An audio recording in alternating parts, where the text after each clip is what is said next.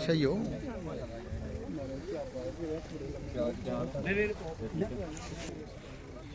Photo खिंचाना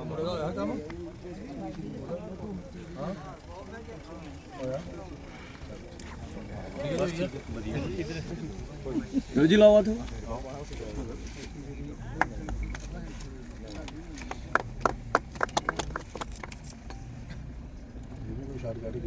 total sir ये 22 लाख का है प्लेग्राउंड।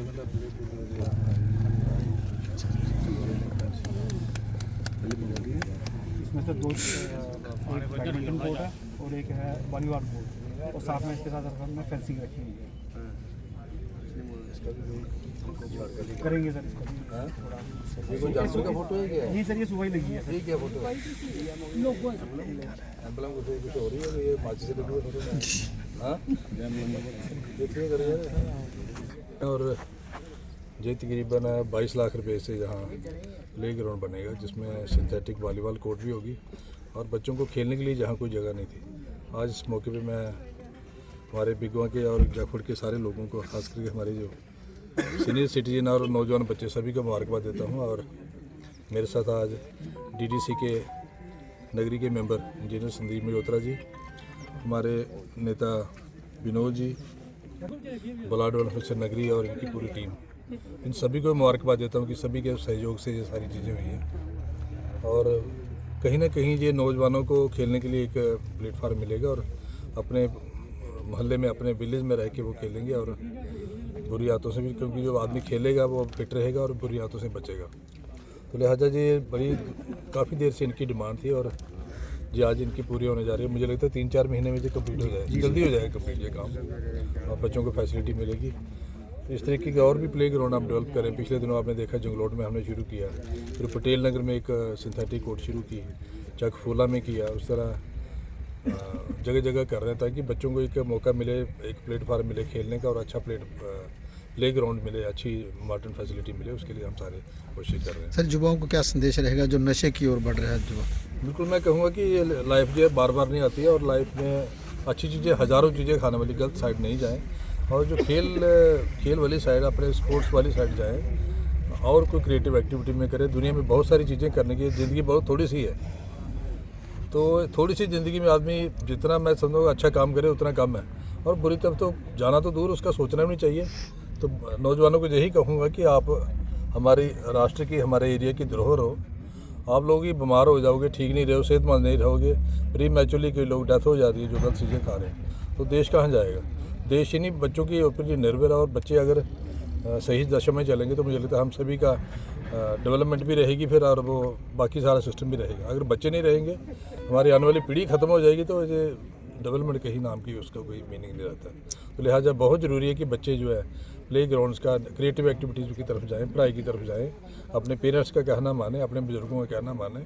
और मैं देख रहा हूँ कि विलेजेस में भाईचारे से रहें। देख रहा हूँ छोटी छोटी बात पे लोग इतनी लड़ाइयाँ लड़ रहे हैं। कल ही मेरे पास कोई मसला आया था कि 35 साल से 2 भाई लड़ रहे हैं और 35 साल के बाद एडिशन डीसी ने फैसले दिए कि दोनों बैठ के वहाँ जाके तो डिसाइड करो, ये म्यूचुअली डिसाइड करो। 35 साल वो लड़ते रहे, तो लिहाजा लड़ाई झगड़े में कुछ नहीं रखा, प्यार मोहब्बत से रहो और जिसका कोई छोटा मोटा मसला भी हो घर पे बैठ के समझा लो यार, क्यों कोर्टों कचहरी में पैसा खर्च करो और वो पैसा बच्चों पे लगाओ, अपनी सेहत पे लगाओ। तो अब मैं दोबारा आज इस मौके पे सभी को मुबारकबाद देता हूँ और उम्मीद है कि हमारे बच्चे इस फैसिलिटी का बेनिफिट लेंगे। Thank you. भारत आज यहाँ पे हमारे बिगों गांव में जो एक प्ले ग्राउंड का, जिसमें कि सिंथेटिक बैडमिंटन और वॉलीबॉल जो ग्राउंड है, कोर्ट है, वो हमारे यहाँ के युवाओं के लिए और यहाँ के लोगों के लिए समर्पित है। उसके लिए आज यहाँ पे फाउंडेशन स्टोन जो है वो रखा गया। ये PRI के दो क्लब किए गए हैं, 2 काम, जिसको कि PRI कपेक्स में रखा गया था। ये कि 22 लाख की लागत से ये काम होने हैं। इसमें फेंसिंग और साथ ही साथ जो कोड है ये दोनों बनके तैयार होंगे। मेरी आपके माध्यम से MLA साहब से भी यही दरख्वास्त रहेगी, अभी मैं आते हुए गाड़ी में हम लोग बता भी रहे थे। और साथ ही साथ मैं एडमिनिस्ट्रेशन से भी यही कहना चाहूँगा कि हमारा ये जो एरिया है ये 70% एग्रीकल्चर लैंड एरिया है। यहाँ पे लोगों का जो जीवन का निर्वाह होता है वो 70% जो लोग हैं वो खेतीबाड़ी पे डिपेंडेंट हैं।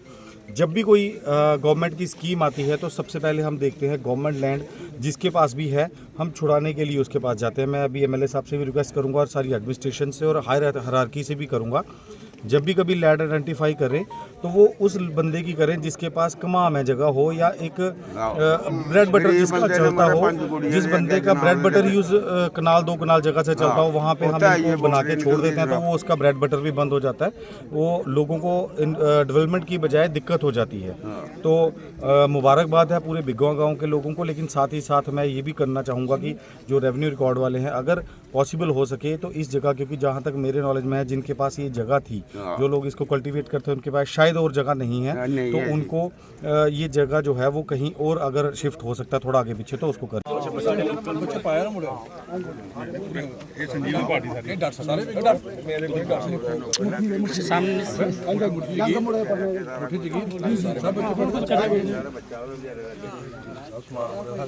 देखिए, सबसे पहले मैं एमएलए कठुआ का तहे दिल से धन्यवाद करना चाहता हूं, क्योंकि ये एक अंदरगाह इलाका है। यहाँ पर किसी भी प्रकार की सुविधा नहीं थी बच्चों के पास, ना कोई ऐसी सरकार की तरफ से लाइब्रेरी है, ना ही ऐसी कोई स्पोर्ट्स का कोई रिक्वायरमेंट स्टेडियम है। लोग अपने ही दम पे अपने ही खेतों में टूर्नामेंट्स ऑर्गेनाइज करवाते थे। और खुशी की बात यह है कि एक वॉलीबॉल कोर्ट और एक बैडमिंटन कोर्ट जो एक नॉर्मल बच्चों को चाहिए होता है, क्योंकि आज हर गांव का बच्चा शहर की तरफ रुख करता है पढ़ने के लिए, लेकिन गेम्स की वजह से वो रह जाता है, क्योंकि टूर्नामेंट करने के लिए उनको बाहर जाना पड़ता है, प्रैक्टिस सेशन के लिए उनको क्लब ज्वाइन करने पड़ते हैं। और गांव के लोग ऐसे नहीं हैं कि वो अपने क्लब का भी उनका खर्चा दे सकें। इसलिए ये अगर इस गांव में, इस अंदर इलाके में पहली बार और पहला ये बैडमिंटन कोर्ट है, जो 2 कोर्ट हैं जिसकी लागत 22 लाख के लगभग रखी गई है, और एमएलए कठुआ ने ये पहली बार ये तोहफ़ा अंदर इलाके के बिगवा पंचायत में दिया है। ये बहुत ही खुशी की बात है। और इस वजह से मैं कहूँगा पंजाब का एरिया हमारे साथ लगता है और बॉर्डर का एरिया हमारे साथ लगता है। यहाँ पर नशा भी बहुत ज़्यादा है। अगर ये कोड यहाँ पर बनेंगे, बच्चों का रुख जो है वो खेल की तरफ जाएगा, और अगर बच्चे यहाँ से अगर निकलेंगे, कम से कम डिस्ट्रिक्ट और स्टेट लेवल के कंपटीशन में अपनी प्रतिभा दिखा सकेंगे लोगों के बीच में। अभी आके चेयर्स पे बैठ जाए यहाँ पे। जितनी भी वो फेंसिंग है, सारी फेंसिंग इसको तक होनी है, जितना भी फेंसिंग है, और वायर फेंसिंग होनी है कि वॉल फेंसिंग नहीं होनी है, ताकि इस चीज़ की आइडेंटिफाई किया जाए कि कोई भी लोग इतने अनआइडेंटिफाई बंदा इतने ना बैठे, और बाहर दो जाने तो हर बंदे की नज़र इधर पर रोए, ताकि वो अंदर कोई गलत काम ना करे।